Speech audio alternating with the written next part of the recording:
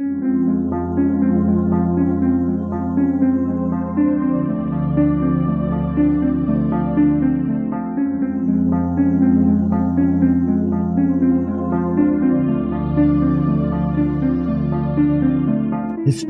tells the story of the world and of our lives. Sometimes that history goes bump in the night.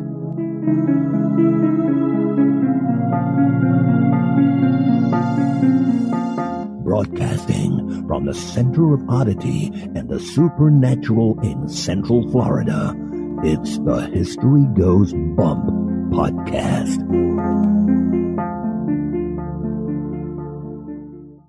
Hello, you spooktacular people. Welcome to this 265th episode of the History Goes Bump podcast. Ghost tours for the theater of the mind. I am your host, Diane. On this episode, we're going to a country we've never been to before, Taiwan. We're going to be talking about some legends and haunts in that island country. And I'm going to be joined by listener Whitney Zahar, who actually lived there for a time and suggested this location to me. Before we get into that, though, we want to welcome some people into the Spooktacular crew. Chelsea, Brandy, Louisa, Edith, who spells her name E-D-Y-T-H-E, very unique, Lauren, Leslie, Glenn, and Paula. Welcome, everybody. And now, this moment in Oddity.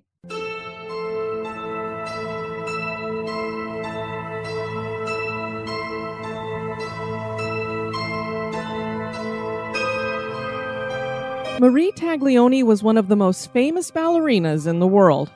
She was born in Sweden to Italian choreographer Filippo Taglioni. In 1822, Taglioni made her debut as a ballet dancer in Vienna, and people went crazy for her. Before long, she was famous across Europe. She introduced the era of romantic ballet and launched the image of the ballerina in a long white tutu with pointe shoes. Women wanted to copy her hairstyle.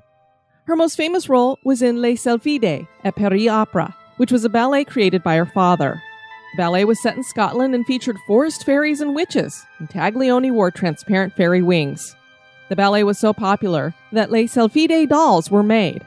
Even Queen Victoria had a Les Sylphides doll. Taglioni left the ballet of Her Majesty's Theatre in 1837 and joined the Imperial Ballet in Russia. The Russians loved her, and she had a huge following of ballet manes. Ballet-manes were male fans of female ballerinas, like super fans. These guys were so crazy about Taglioni that they bought her pointe shoes from her last performance for 200 rubles. They had an issue, though. How would the group of them be able to share the shoes and pay homage to their favorite ballerina? Now, you've probably heard of people drinking champagne from women's shoes, so you might think that perhaps they passed them around for a toast. But you would be wrong. This group of ballet-manes cut those slippers into pieces, cooked them, covered them in a special sauce, and ate them. Being so enamored by a ballerina that you eat her ballet slippers certainly is odd.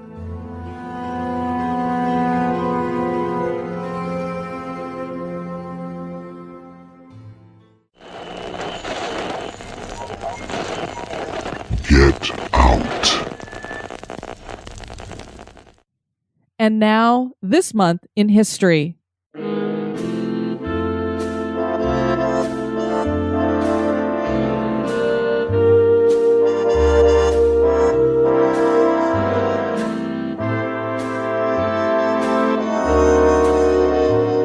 In the month of July, on the 2nd in 1908, the first black man on the U.S. Supreme Court, Thurgood Marshall, was born.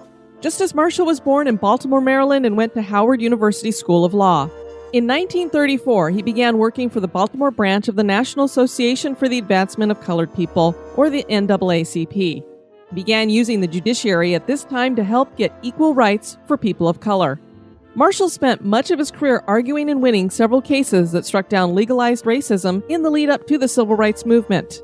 In 1954, he won the Brown v. Board of Education case. This case ended racial segregation in public schools. President Lyndon B. Johnson nominated him to the Supreme Court of the United States in 1967. He served for 24 years and retired in 1991 and was replaced by Justice Clarence Thomas.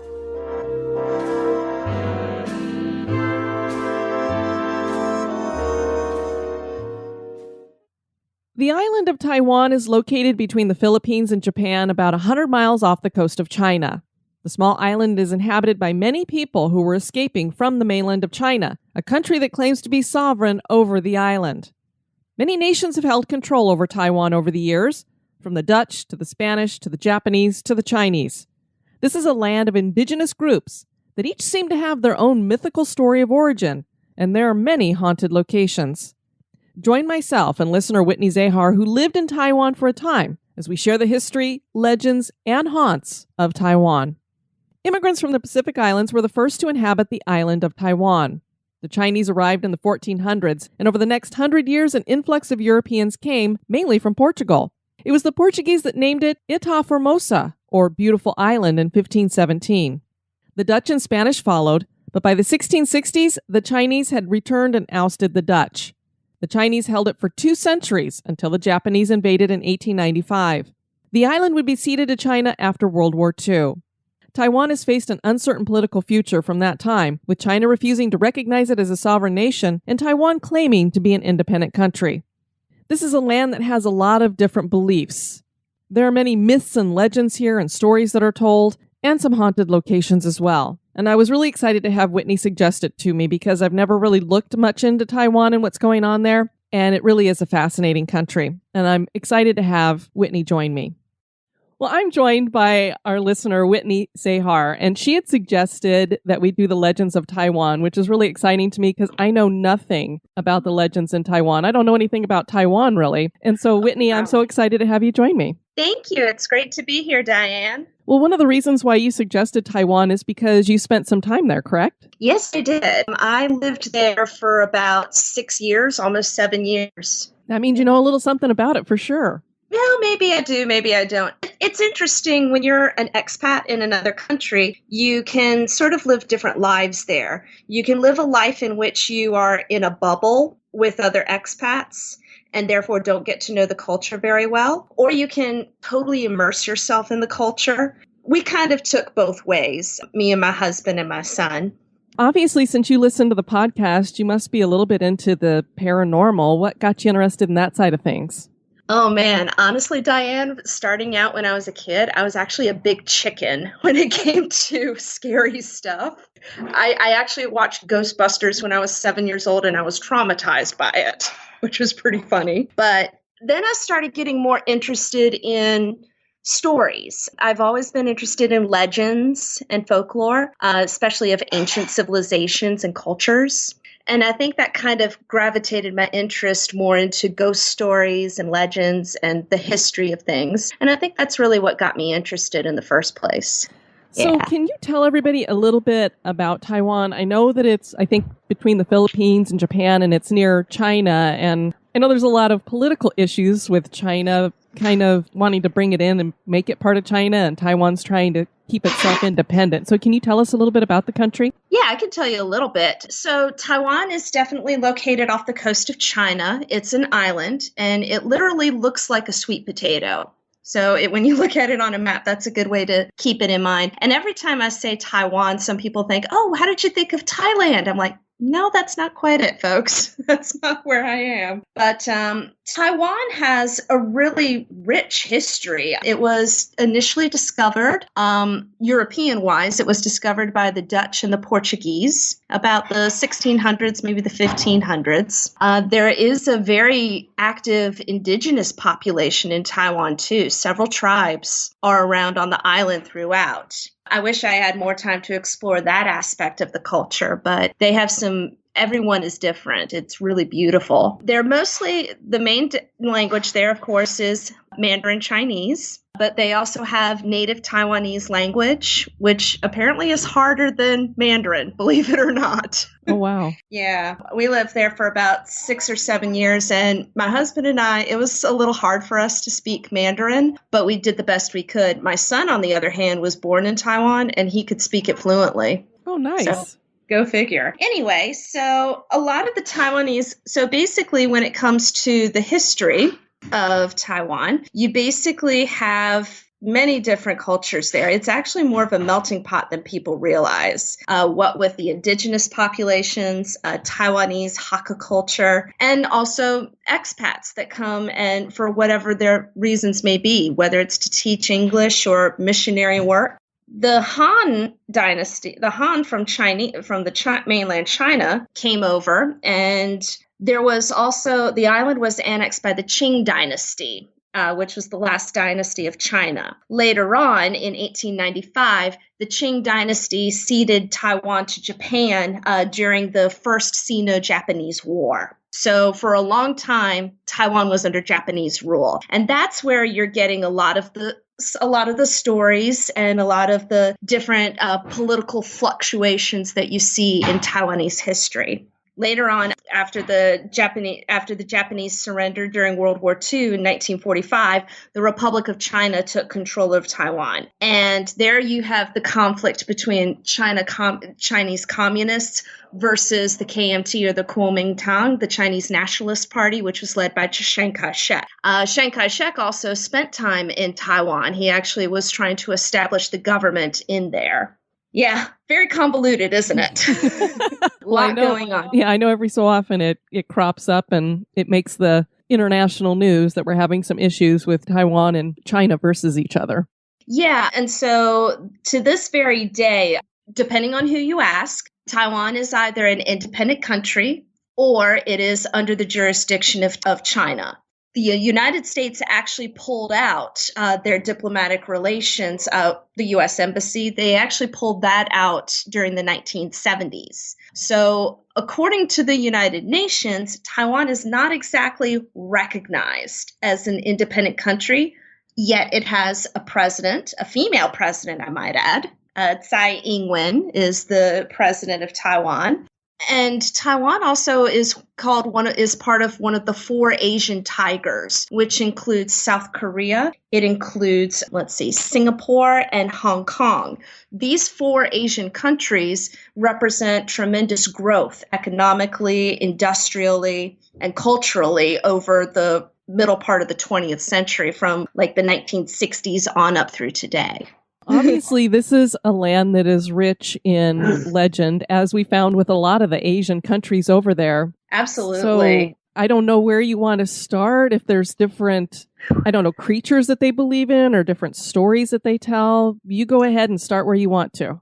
Okay, so mostly I'm going to start probably with ghost lore. Okay. I think that's where I'll start at. The ghost culture in Taiwan, which you're actually going to find is very similar to what you'll find in China and what you'll find also in Japan in that area. So the main highlight of the ghost lore of Taiwan is called the Ghost Month. And the Ghost Month is basically a part of the Chinese lunar calendar. They follow the regular calendar too, but for several holidays, they also look at the old lunar calendar that they used to follow. Ghost Month would usually fall on the 7th lunar month, which usually is around July or August, maybe even September. It varies each year. So for 30 days and 30 nights, according to the ghost lore, the gates of hell are open and the ghosts of your ancestors are roaming the earth. And you spend that time trying to appease them because some of them have left hell hungry and unsatisfied.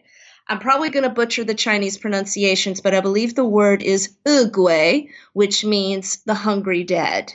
So Ghost Month it really is a celebration. They actually will set out tables full of food and incense and also paper money that they'll burn as offerings to try and appease the dead.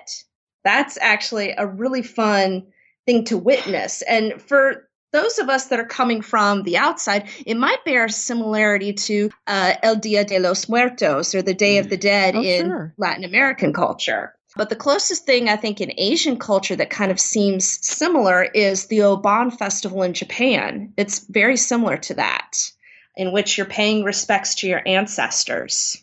You'll actually spend a lot of time praying at a temple because you're going to pray to the local temple and ask the local deity to help keep evil spirits away. They actually will do several taboos. For example, during Ghost Month, it's not a good idea to get married. It's not a good idea to look for a new job or move to a new apartment during that time. So, yeah. I love how that gets thrown in there. It's interesting. And again, the wandering spirits are basically just feasting upon the food that you leave out so they can satisfy their hunger, and then they can leave the people that have offered that meal, they leave them in peace. So I guess it's just a way to be remembered. That's nice. Yeah. Another good thing, too, is also during Ghost Month, it's apparently a good time of year to donate to charities. Oh, so kind of you get blessed more for doing it during that time then maybe. Probably. They do also have lantern festivals during this time. The most famous one is in the northern part of Taiwan in a place called Keelung. They have a very popular water lantern festival. So again, very similar to what you would see in Japan. You launch these water lanterns, and these water lanterns are supposedly guiding the spirits back to where they need to be. I love the idea of water lanterns guiding the spirits. Do they do like something with that, like go out in boats with them to kind of mimic that they're leading the spirit somewhere? I actually did not witness that for myself. The problem is when I was actually living in Taiwan, a lot of my movements were restricted because I had a little baby with me. Gotcha. So there were certain things I was not able to do. But from what I have seen and from what some of my friends told me, you could probably see people just being on the coast and just launching the lanterns from there. Neat. It makes me think of Tangled, the story of Rapunzel with all the lanterns. Yeah, exactly. And of course, I really do hope that any listeners out there that have either been to Taiwan or have more to elaborate on this and correct anything that I say, please let me know, because I've been trying to get more and collect more information about it. Yeah, we definitely would want to hear more, or if people have pictures, that'd be great too. Oh, yeah, definitely. But another thing, too, is, of course, they're looking at the dead very differently than we do in terms of investigations, looking for haunts and ghostly activities. That's not really done quite as much. You're not really seeing a whole lot of paranormal ghost TV shows in Taiwan. I think that's changing. And of course, it's all in Chinese. I think it's aimed with more of a different focus than the shows that we see here. The ghost lore, it's fascinating. There's also several traditions involving, and you might view it as a bit of etiquette. For example, the number 4 in Chinese, 4, is very similar to a word meaning death or something very similar to that. So as opposed to unlucky number 13 for us in Western culture, in Taiwan, it's unlucky number 4. How funny, because, the number 4 never comes up as anything. It's like 7 is lucky, 5 might be lucky, 13 is unlucky, but you never hear anything about the number 4. Actually, yeah, 4 would be considered in fact, they would, in some businesses, you would get like an unmarked 4th floor on the elevator. That's fascinating. Yeah. Not as much nowadays as it used to be, but occasionally if you'll go into some of the older buildings, you might catch that. 8 is considered an auspicious number. A very lucky number indeed. Okay, very cool. Another thing you want to do is if you check into a hotel in Taiwan, you may want to knock on the door before you open it and unlock it, because apparently by knocking on the door, you allow the spirits that are in that room to leave. Oh. Very cool. And that actually kind of brings me into one of the I would kind of want to tell you about some of the different haunting stories and different haunting legends that I've gathered over the years since I've been in Taiwan. And one of them is actually a haunted hotel in Taipei City, in the capital city. It is actually a Hyatt hotel. It's located next to Taipei 101, which up until the building was built in Dubai, that was the tallest building in the world. Now it's the second tallest building. The Hotel Hyatt in Taipei actually has some rumors of being haunted. Part of the rumor is, the story goes, is it was apparently built over an execution site during the time that the Japanese had occupied Taiwan. Uh-oh. Now, whether that's actually true or not, I can't really say. Okay. The problem with a lot of the stories that I've been looking at is, and like you, I'm a historian. I like to try and substantiate everything, and I want to get primary sources. But it's difficult for Taiwan because, number one, a lot of the records are in Chinese. And that was part of the language I never learned how to read it. Oops. It's a difficult language in the best of times, but the other thing too is you're not exactly sure where the records are or where it would lead to you. So it's very difficult to say. However, one source that I actually looked at when it came to the haunted hotel is that it was most likely built on top of what used to be a munitions warehouse. And that was moved sometime during the 1990s. And the hotel was built in its place as part of the World Trade Center area. So you've got this, the Hyatt hotels. They're amazing. Mm-hmm. This one is pretty cool too. However, it has certain decorations. For example, in its porte cochere, where the cars are parking right before you go into the entry, they have these huge wind chimes. They're giant. They're taller than a person, really. And they're hanging up there. Wind chimes figure into feng shui as a way to sort of provide good luck and harmony. Oh, sure. Yeah, there's also a lot of fountains in the main lobby, gorgeous fountains. At Christmas time, they have a tree that literally stretches from the ceiling to the floor. It's amazing. But they also apparently have these scrolls up. And rumor has it that these are scrolls that are supposed to be talismans to protect against evil spirits. However, some people also say that these were put up when the hotel first opened as a way to bless the hotel for good business. But the stories go that you hear, some customers have claimed that they've heard footsteps in the hallways when no one is there, headaches, nauseating sensations. So those are some of the stories that go about. I've stayed at the hotel a couple of times.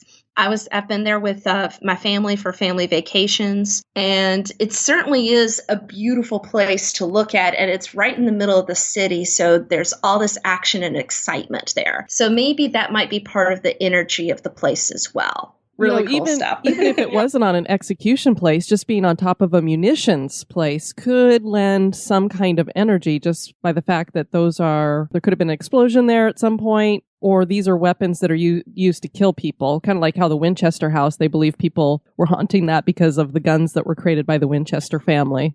Exactly. You never know. That's something I really love about ghost stories and the paranormal is you never know. There's always an added layer to the story. And actually that kind of brings me to something really cool that I saw on television. Back in 2014, there was a TV series on the National Geographic Channel. I don't know if it aired here in America, but it did in Asia. It was called I Wouldn't Go In There. It was hosted by a gentleman who was Korean American. He was an urban explorer and a blogger. Now, he's not a ghost hunter, but what he did was he would hear reports of different ghost stories, and he would go peel back the layers of the history of the place to get to the bottom of where those stories might have come from, as well as exploring the cultures and the superstitions. He went to Okinawa, to Kadena Air Base, and he also came to Taiwan. He went to a place called Green Island.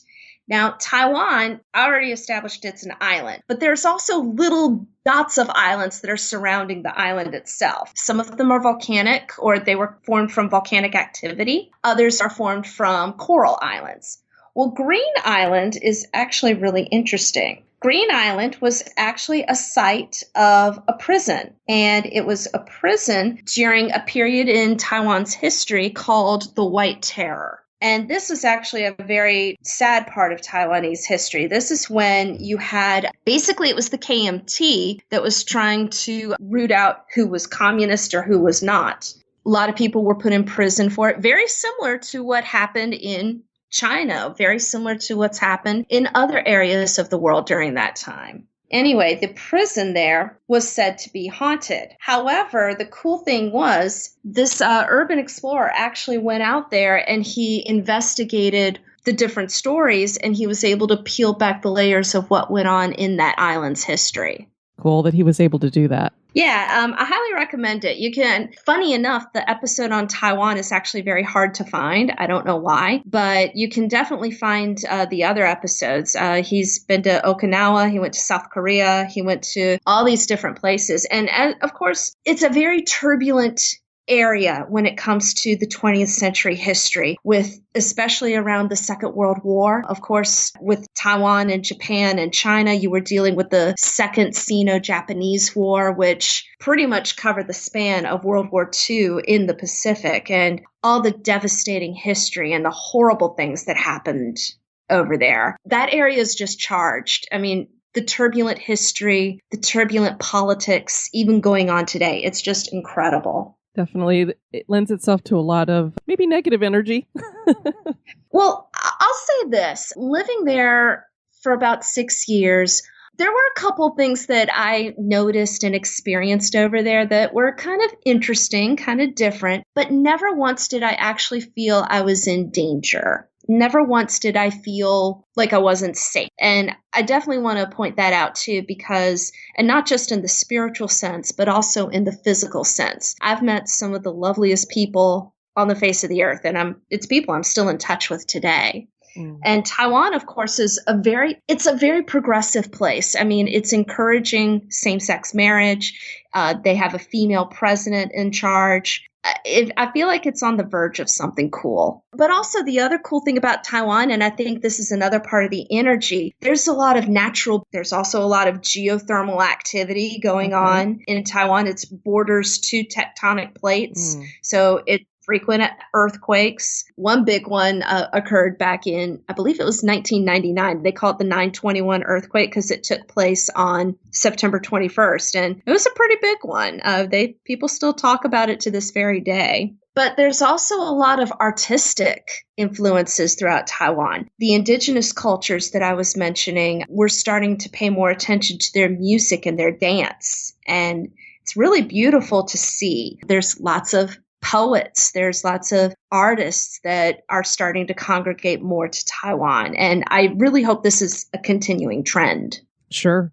Some more stories that I've got. A friend of mine he's British. He's lived in Taiwan for several years. He's a friend of mine from the art scene and the acting scene in Taiwan. But he was telling me about a place there called the Beauty Cave.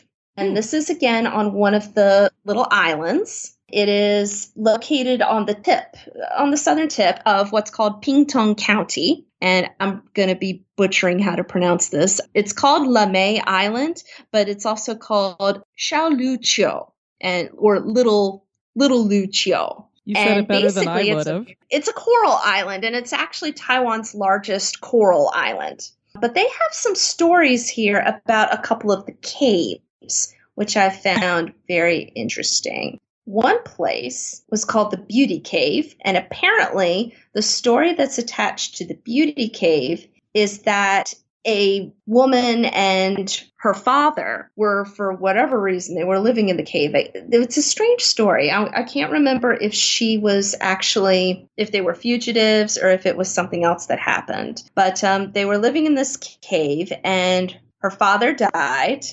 And then he was a Ming loyalist. So he was exiled from China by the Manchus, or the Qing dynasty. And he lived with his daughter in this cave, and they were just eating plants and fish. When he eventually died, she was just so grief-stricken that she bit her tongue off and died. And some say that she was apparently very beautiful, so that's why it's called the Beauty Cave. Okay. Now, whether that's actually true or not, I don't know. But another interesting story involves another cave called the Black Dwarf Cave. Now, the Black Dwarf Cave is actually got a little story from about 1661. The Dutch were escaping, and apparently, I'm going to actually read this to you. So it was in 1661, the 15th year of the Yongle Ming dynasty. National hero, he was known as Cheng Chen Kung. He was knighted as Yin Ping King, and he drove the Dutch and restored Taiwan and the Pescadores, or the Penghu area. Now, while the Dutch were escaping, apparently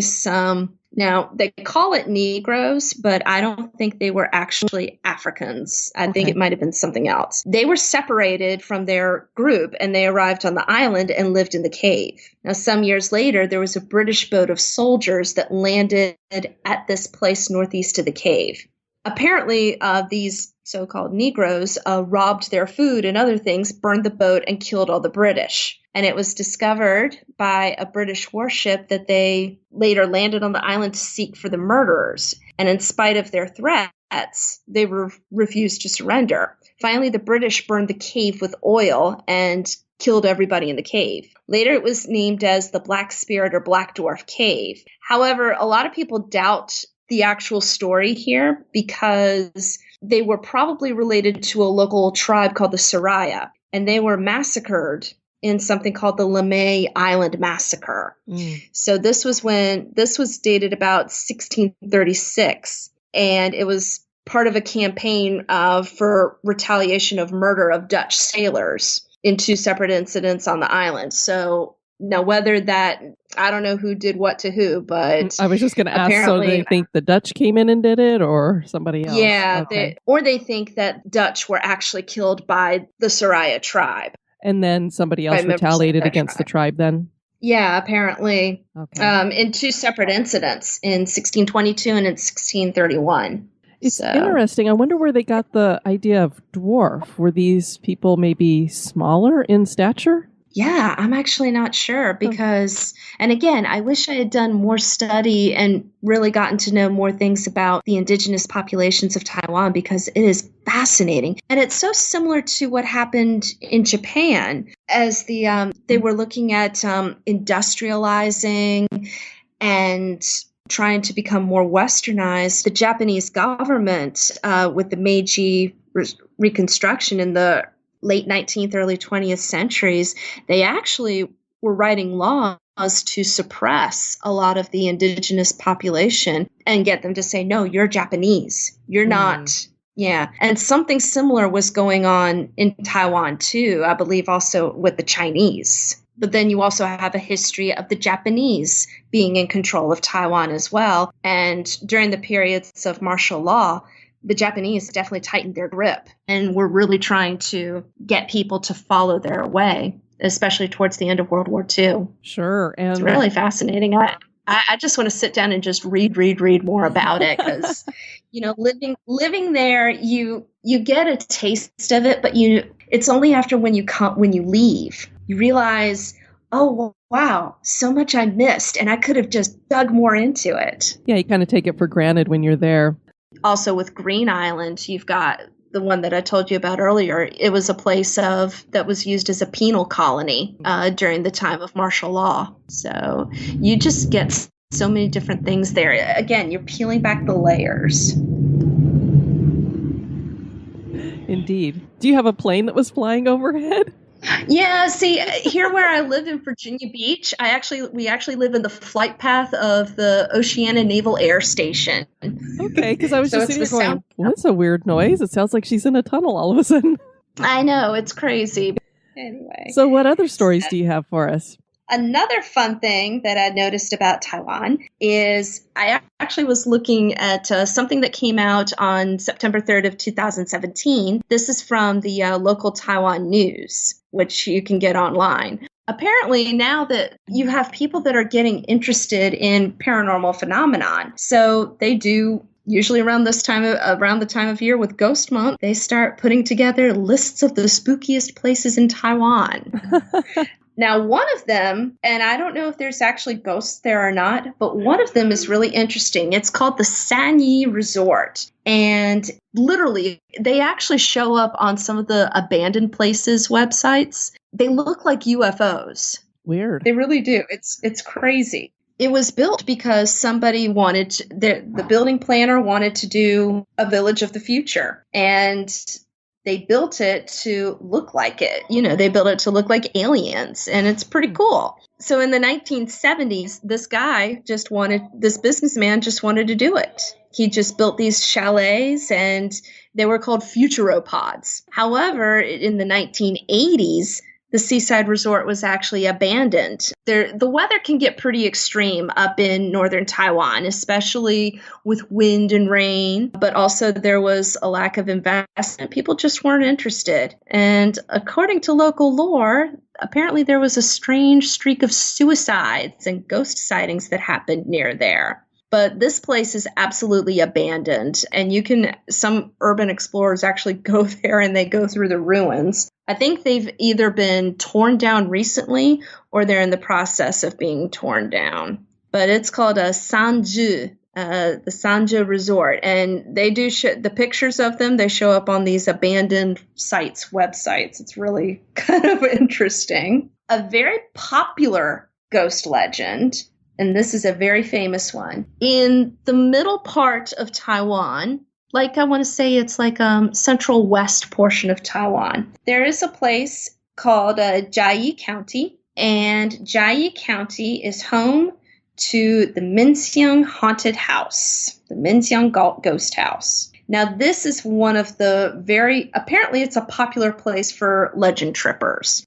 It's a classic haunting residence. It used to belong to a family called the Liu family, who was a landlord during the Qing dynasty. And the story goes, the master of the house and a female or someone in the family and a female servant, they fell in love. Someone found out and abused the servant just couldn't stand it anymore, and she committed suicide by throwing herself into a well. So after that, they say that the spirit of the servant girl haunts the house. And the house is actually in ruins, but it's a huge classic structure. I mean, nature has been taking it over, and it's actually really pretty. I personally wouldn't do it. I wouldn't go there. I'm not a very brave girl when it comes through tramping in the woods. Yeah, I'm right there with you, especially alone. Yeah. But the funny thing about it, too, is apparently there's a cafe that's been set up near the Minxiang Haunted House. And apparently it's a wayside stop for people that go wanting to explore the house. Now, I'm not sure if the house is off limits I don't know if people are breaking laws or trespassing or doing anything like that, but people seem to want to go out there. And then we also have a couple of little highway stories. For one thing, there's the Beiyi Highway, which is Provincial Highway number 9, and it connects Taipei to Yilan County, all in northern Taiwan. Apparently, it's very prone to fatal accidents. You know, we all have stretches of road very much like this, pretty much anywhere. We have one here in my hometown here in Virginia Beach. We call it the death curve because everybody gets into some sort of accident there. So Beiyi Highway apparently is no different. And what they do is they used to scatter a lot of what we call ghost money. So during Ghost Month, you actually burn this paper money. It's not real. I promise you it's not real money, but they call it joss money. And apparently it's supposed to appease the spirits. Being in Taiwan and also in other countries in the world, because I spent a year in South Korea, I spent a couple months in Ecuador, and it's just fascinating to just see what people believe in and even kind of find out that we have so much more in common than we realize. So cool. It's one of the things that causes me to believe in something going on in the afterlife or the ghost world or whatever you want to term it, because when you have all these different cultures that have that similarity, there has to be some kind of truth behind it. They're all trying to explain something.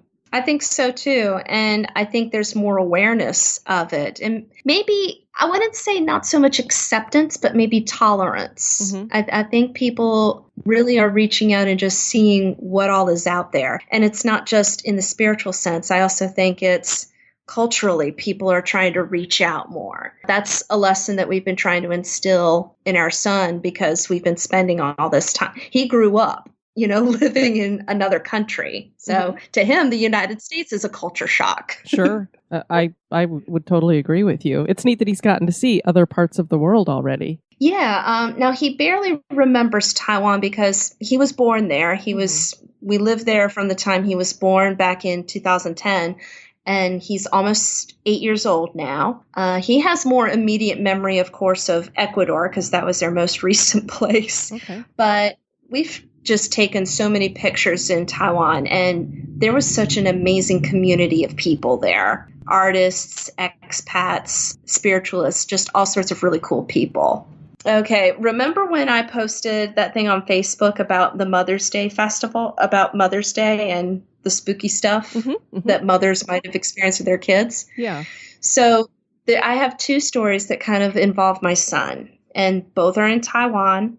The first one, he was about 8 or 9 months old. I had gone out for the evening. My husband was at home with the baby. And when I came home, it was about maybe 9:30 at night, and I hear my son kind of babbling away in his room. I didn't think anything of it. I thought my husband was in there just sort of doing his thing with our son. Go into our bedroom, and I found my husband in our bedroom. So I'm like, who's he talking to? Who's he talking to? And it sounded like, I'm not an expert in early childhood development. Babies have their quirks, but it really sounded like he was like, blah, blah, blah, blah, blah, blah, blah, blah, blah. It sounded like he was pausing.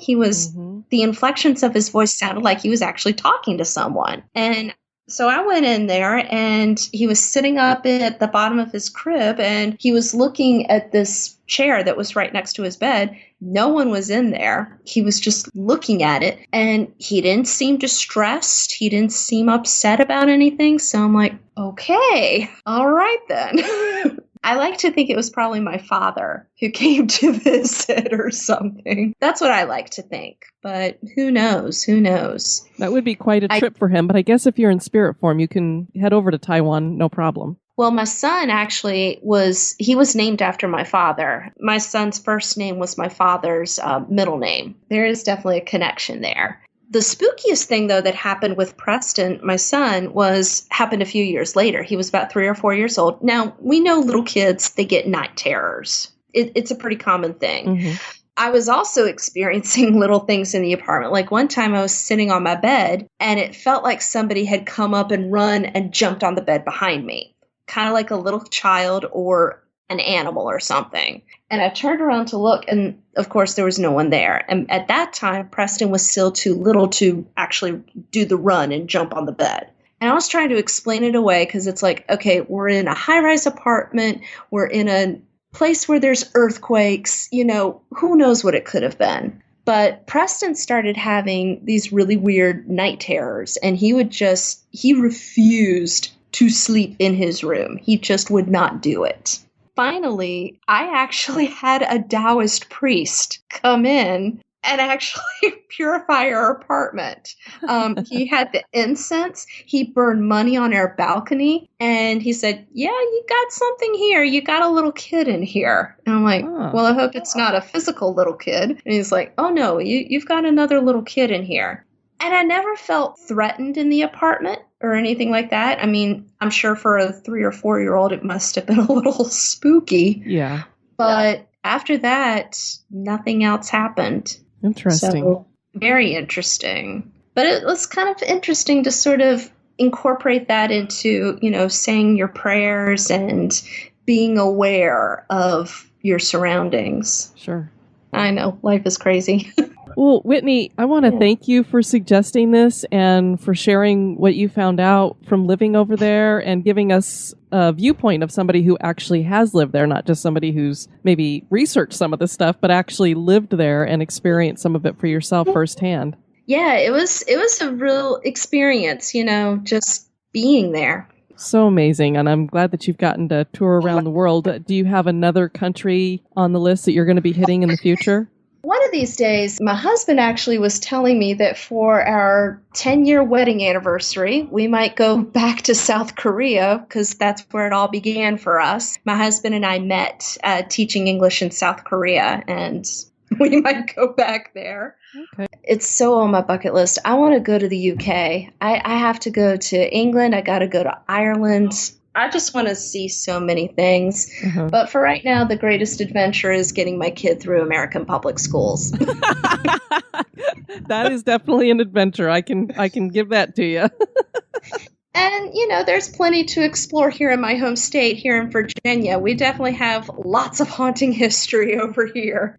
But yeah, I'm actually looking at a ghost tour here in Virginia Beach. It's based out of the old Coast Guard station, which is now the Virginia Beach Surf and Rescue Museum. It's basically a 75 to 90-minute tour, and you can even do an investigation. Oh. Yeah. Thank you again so much for joining me, Whitney. I really appreciate it. You have a great evening. Oh, thank you, and thanks for having me. All right, you take care. You too. Bye-bye. Bye. There are a couple other places in Taiwan that I wanted to touch on. There's a place called the Dakang Scenic Area. I'm sure I butchered that. It's located near Taichung City.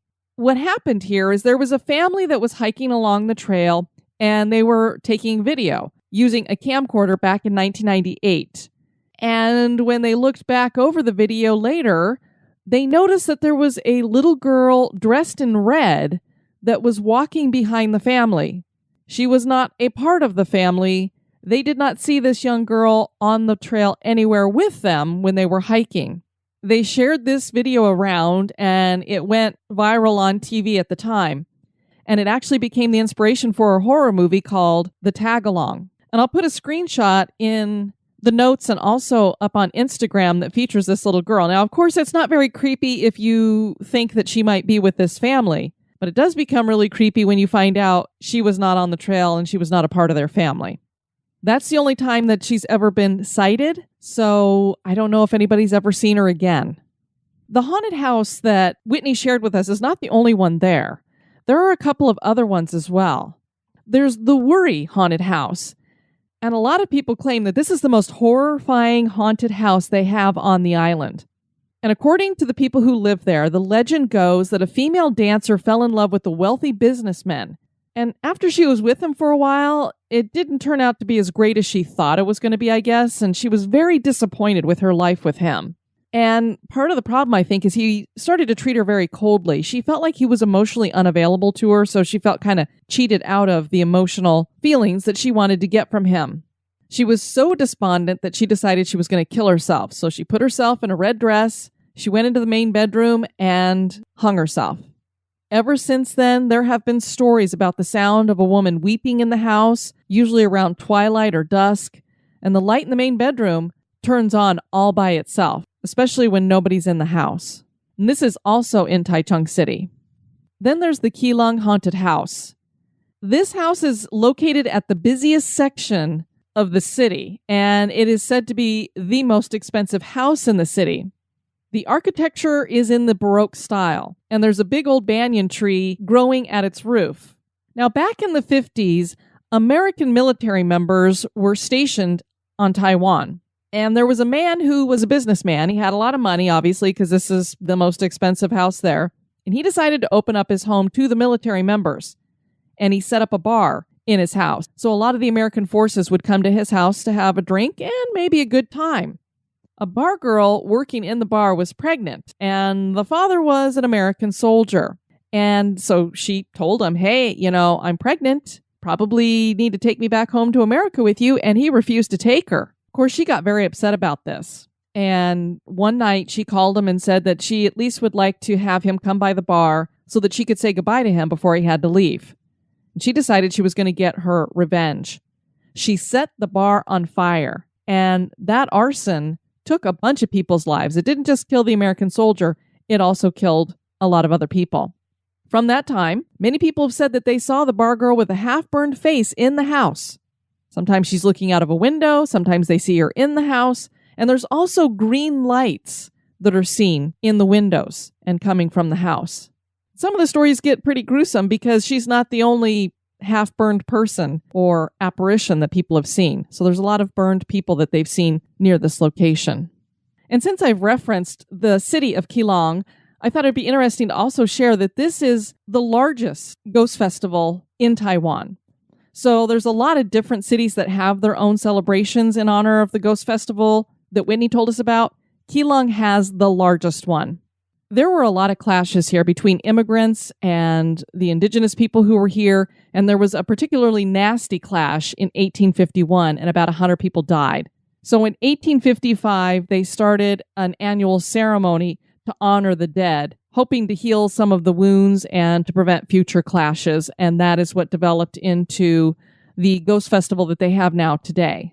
And those lanterns that they put out to sea, in Keelung, they put one Chinese character on each one of them, and generally it's a family name. And they believe that the farther a lantern floats out to sea, the better the luck that particular clan is going to enjoy in that year.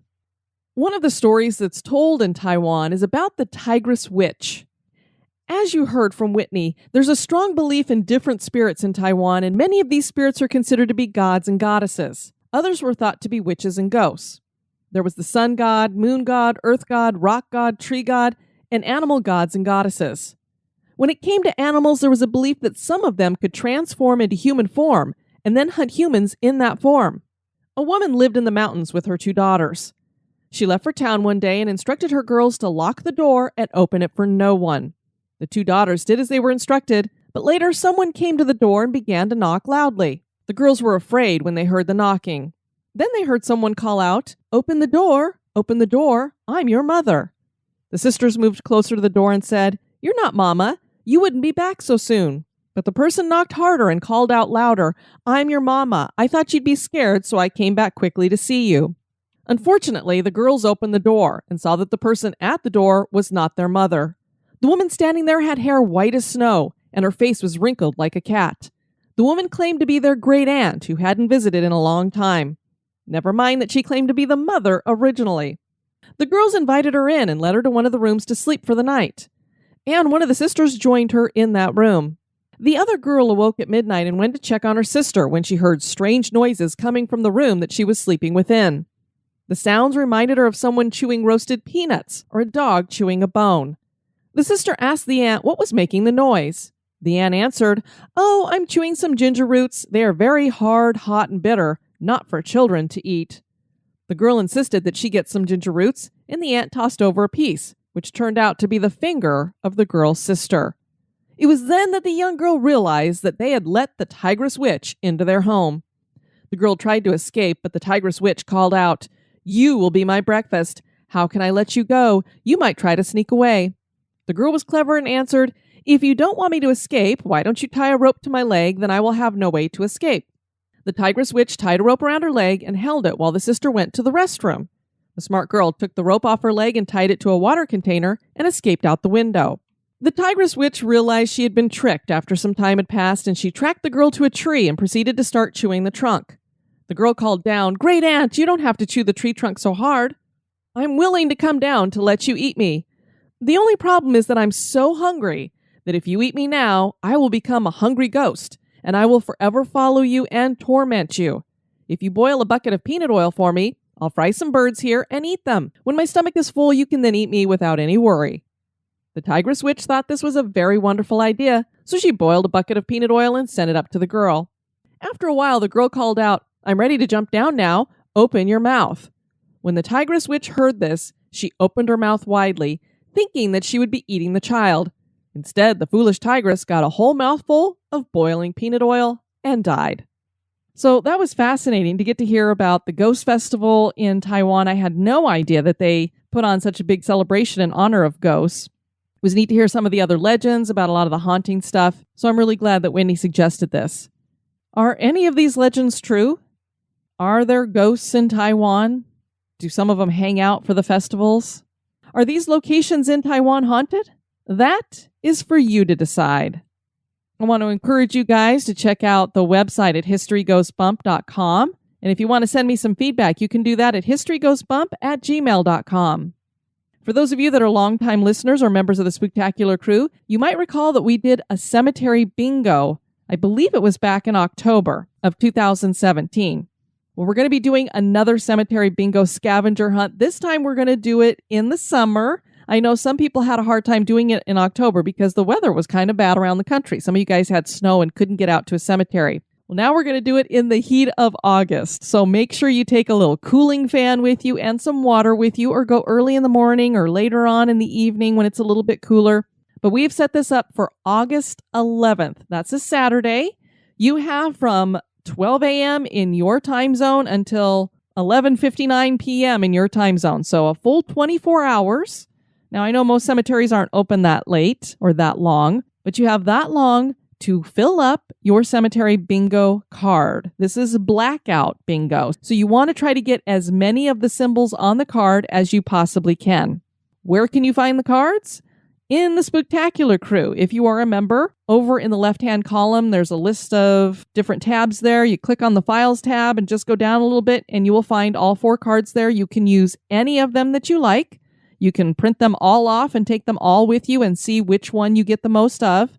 Generally, the way we verify is you take pictures of each of those symbols. So when you post in the Spooktacular crew at the end of the day and say, hey, I managed to get however many, and here's the pictures. The prize is the same as it was last year, a Taffophile t-shirt.